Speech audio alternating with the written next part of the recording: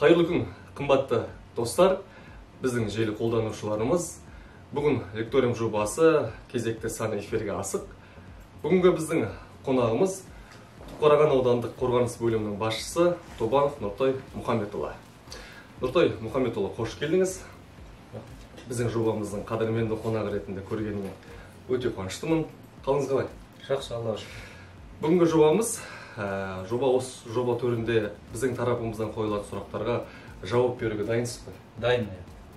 Ендеше алғашқы сұрағымызды өзіңіздің өмір баяныңыздан бастасақ. Өзім өмір баяным, мен 1984 жылы қазіргі Түркістан облысы Шардар ауданы Қазақстан ауылында дүниеге келдім. Сол жерде Қазақстан елді мекенінде Сырбет Кәттебек атында мектебінде 11 жылдық мектебін аяқтап, және Шымкент қаласында гуманитарлық техникалық жоғарғы оқу орнында оқыдым. Ол жерден жоғарғы оқу орнынан филология мамандығын таңдап, филология мамандығының ішінден әскери кафедрада тоже оқып, әскери кафедраның бәрін 2001 жыл мен 2005 жыл аралығында аяқтап, 2005-тен 2008-ге дейін гуманитарлық техникалық колледжде мұғалім болып жасадым, және медициналық колледжде мұғалім болып атқардым 2005-тен 2008-ге дейін. 2009 жылы Александр Невский орденімен марапатталған 390-шы теңіз жаяу әскери бригадасы бар. Ақтау қаласынан 22 шақырым жерде орналасқан 25-744 әскери бөліміне взвод командирінен бастап сол жерде қызмет атқардым. Екінші теңіз жаяу әскери батальонының 6-шы ротасында взвод командирінен бастадым. Взвод командирін 6 ай қызмет атқардым, және де одан 6 айдан кейін тәрбие және әлеуметтік құқықтық жұмыстар жөніндегі рота командирінің орынбасары қызметін атқардым. Одан 3 ай мерзімде рота командирінің қызметін атқардым. Сосын батальон командирінің орынбасарының қызметін атқардым. Міндетті уақытша атқарушы тәрбие және әлеуметтік құқықтық жөніндегі орынбасар.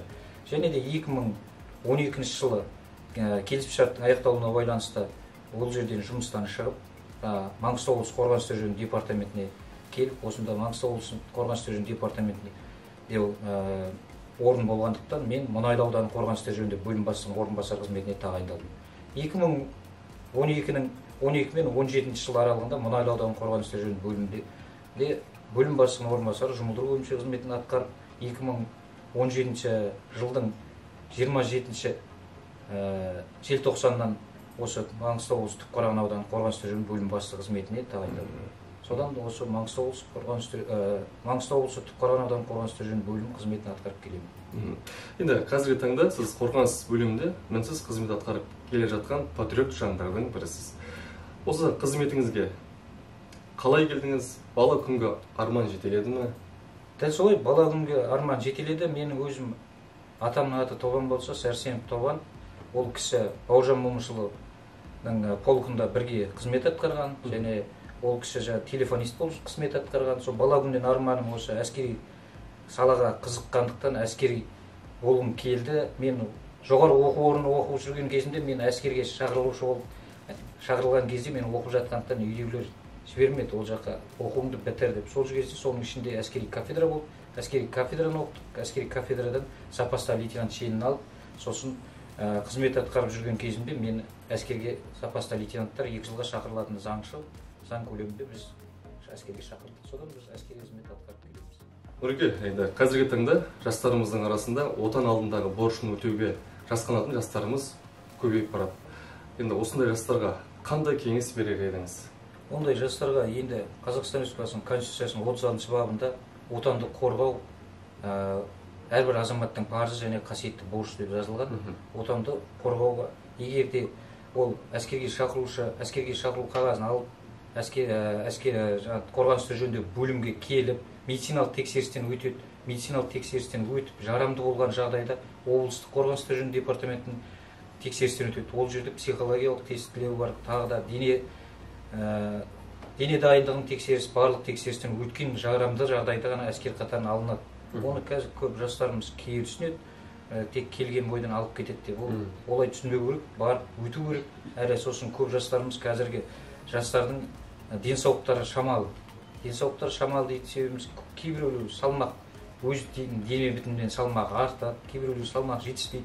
Әртүрлі жағдайда сол балаларға кеңес беретін әскер қатарында отанды қорғап және де елге қызмет еткен, жақсы елден шығып, ол жақта көп дос, жора жолдастар табады, өмірдің ащы тұщысын көреді деген ол. Әрине енді әр жастың ол міндеті. Иә. Жалпы әскери адамның бір күні қандай болады? Әскери адамның күні таң сағат 7-ден бастап уже әскери киімін, бүгінгі қойылатын жұмыс жоспарын, сол жұмыс жоспарына байланысты жұмыс жасайсыңыз. Әскери адам кез келген уақытта любой неге дайын болу керек қой. Тапсырмаға орындауға дайын болу керек. Бұйрық біздерде бұйрық беріледі, бұйрық орындалады, бұйрық талқыланбайды. Өмірде қандай қағиданы ұстанасыз? Қандай қағиданы ұстанғанда тәртіпті және де тыңғылықты берілген тапсырманың уақытылы орындалуын және де спортпен айналысқанды жақсы көремін. Өзім уақытысында футболмен жас кезімде айналыстым. Қазір одан кейін әлде жассыз ғой? Әлде жассыз ғой? Студенттік уақытта енді 4 жыл муайтай, тайландский бокспен айналысқан өзім. Енді осы қорғаныс саласында жүрген жылдарыңызда бір естен кетпес қызық оқиғаңыз болды ма? Қорғаныс саласында жүрген уақытымызда естен кетпес қызық оқиғалар болды. Енді біз әскери бөлімде әскери қызмет атқарып жатқанымызда солдат балдар келеді ғой, жас сарбаздар, жан жақтан келеді. Олар орысша түсінбейтін балдар болады. Сол кезде орысша команда еткенде жаңа бір бала еден жуып жүрген. Сол кезде бір офицер келіп, вода поменяй деп айтқан ол кісіге. Сөйтсе ол жата қалып жуады, қайта тездетіп жуады, ол түсінбейді. Вода поменяй десе одан сайын тез жуады. Мен тез жуу деп ойлап отқан ғой. Бірақ та шелектегі суды төгіп жіберіп, шелектегі суды төгіп алып келіп орнына қойған кезде сондай күлкілі жағдай болған. Орнына келген кезде таза су әкеліп қойғаннан кейін үндеген жоқ. Сондай жағдайлар болған, қызықты естен кетпес сәттер бар. Нұреке, енді осы бірнеше жыл қызмет атқардыңыз әскери саласында. Осы қажырлы еңбектің жемісін көретін уақытыңызда тайып қалды ма? Бар, әлде де бір 10 жылдай қызмет атқару керек, әлде де әскери шеннің алуына байланысты еңбек демалысына шығу, зейнеткерлік жасына дейін уақытымыз бар. Зейнеткерлік жасымыз бізге қазіргі шенімізге байланысты 47-ге дейін, егер біз подполковникті алатын болсақ, подполковник шенін алатын болсақ, біз 48-ге дейін созылады. Қазіргі таңда біз 37-теміз, әлі уақыт бар. Әлі уақыт бар. 48-де может полковник алып кетсек, 53-ге дейін, 55-ге дейін кетіп қалады. Енді осы болашақта зейнет демалысына шықсаңыз, қандай салада еңбек атқарар едіңіз? Зейнет саласына шықсам, қандай салада еңбек атқарғанда, мен өзім әскери патриоттық клуб, әлде болмаса бастапқы әскери дайындық мамандығынан мұғалім қызметін атқарсам, жастарды сондай баулайтын жұмыстар атқарсам дейді. Сол неге өзім қатты қызығамын. Сол үшін өзім ұстаным Бауыржан Момышұлының көп елерін ұстанамын. Сабақтың кітаптарын оқимын сол. Бауыржан Момышұлының. Жақсы, Нұртай аға, енді сұрақтар деген ары қарай жалғастырайық. Қазіргі қазақ әскерінің деңгейі қандай? Қазақ әскерінің деңгейі өте жоғары деп айтуға болады. Қазіргі таңда СССР-дан 91 жыл Қазақстан Республикасы тәуелсіздік алғаннан қазір жақсы.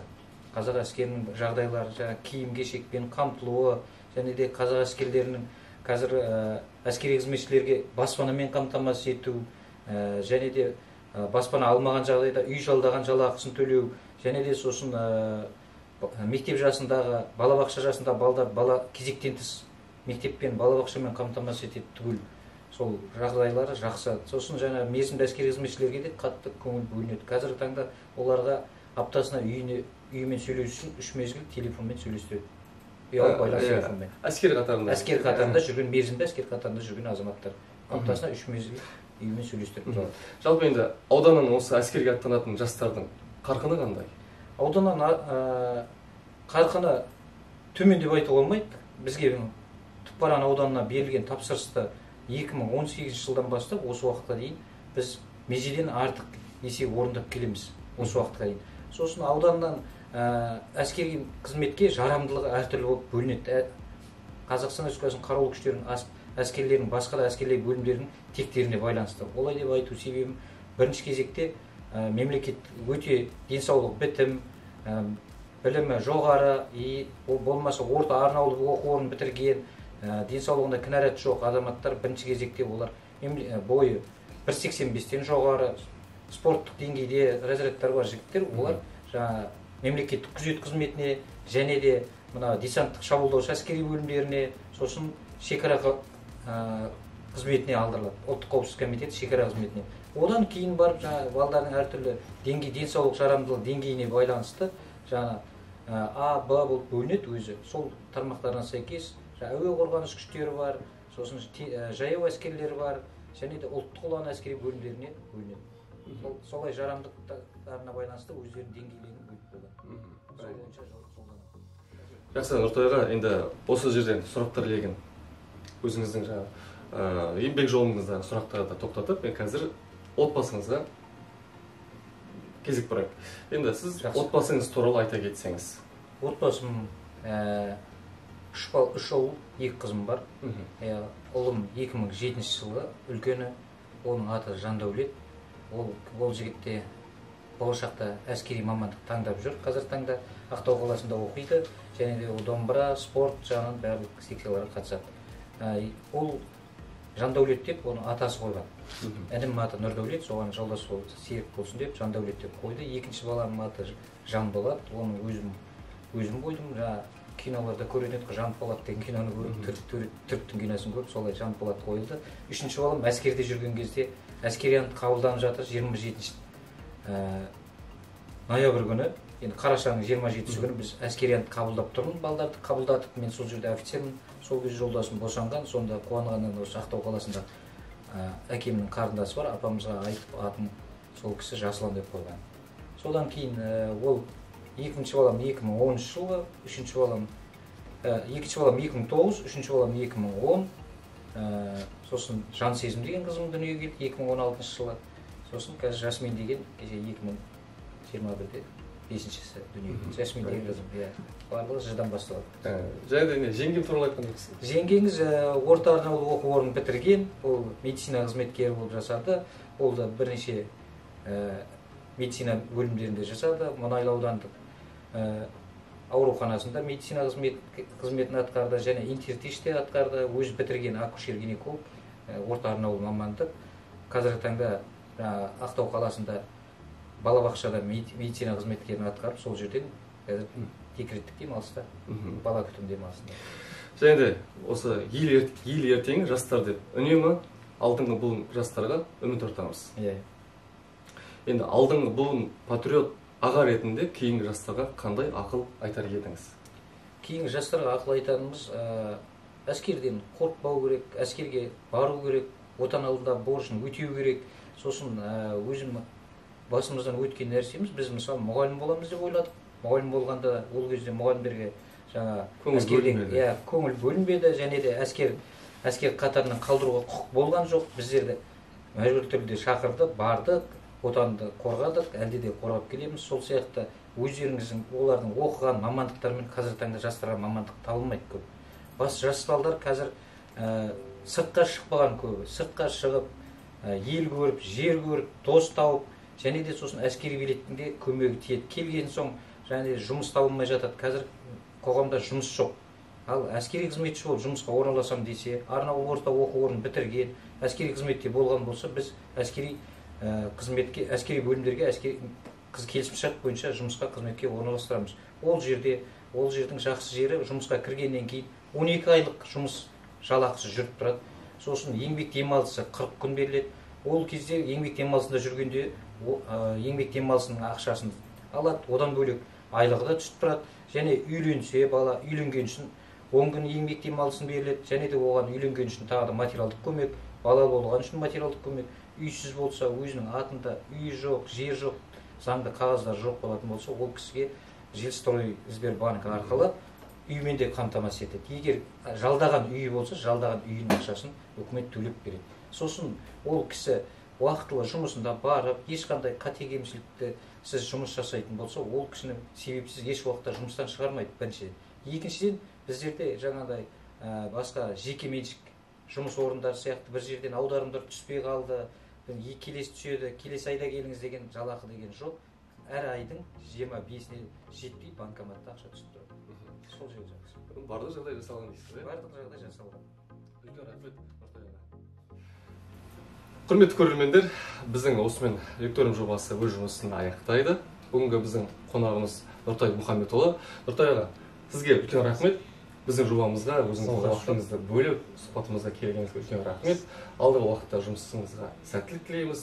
Және де біздің орталықтың атынан сізге осындай тамаша сыйлық сізге. Бекет атам әрқашан сізге жар болып жүрсін. Рахмет. Құрметті достар, осымен лекториум жобасы өз жұмысын аяқтайды. Біздің каналға тіркеліп, комментарий жазып,